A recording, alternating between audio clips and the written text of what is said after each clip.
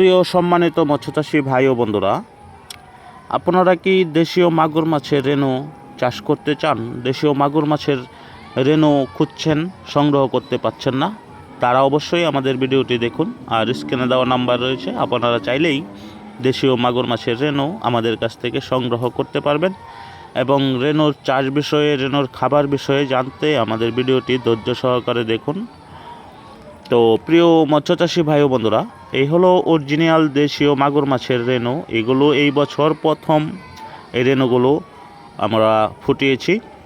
তো আপনারা যারা দেশীয় মাগুর মাছের রেণু চাষ করতে চান, তারা অবশ্যই পুকুর ভালো করে ক্লিন করে নিতে হবে। পুকুরে বাজে কোনো মাছ থাকা যাবে না, তাহলে আপনারা এই দেশীয় মাগুর মাছ চাষ করে লাভবান হতে পারবেন।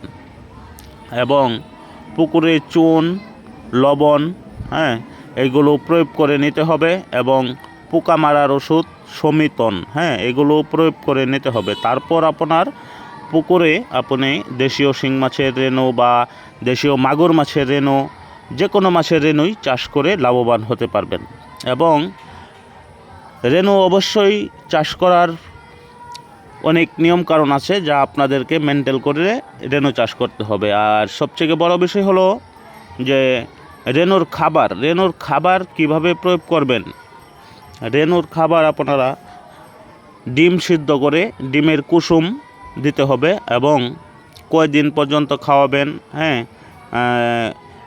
এটা আপনারা আমাদের স্ক্রিনে নাম্বার রয়েছে, যোগাযোগ করবেন, বিস্তারিত বলবো। এবং এগুলো কত শতক জায়গা, আপনার কয় শতক জায়গার ভিতরে রেণু ছাড়বেন, পানির পরিমাণ, এগুলো বিস্তারিত জেনে তারপর আপনার খাবার দিতে হবে। তো আমি আপনাদেরকে বলবো যে অবশ্যই আমাদের চ্যানেলটি সাবস্ক্রাইব করে দেবেন, যাতে করে আপনাদের মাঝে পরবর্তী ভিডিও নিয়ে এসে হাজির হতে পারি এবং ভালো জাতের রেণু আপনাদের মাঝে ফুটিয়ে দিতে পারি। তো দেখুন, এগুলো হলো অরিজিনাল দেশীয় মাগুর মাছের রেণু।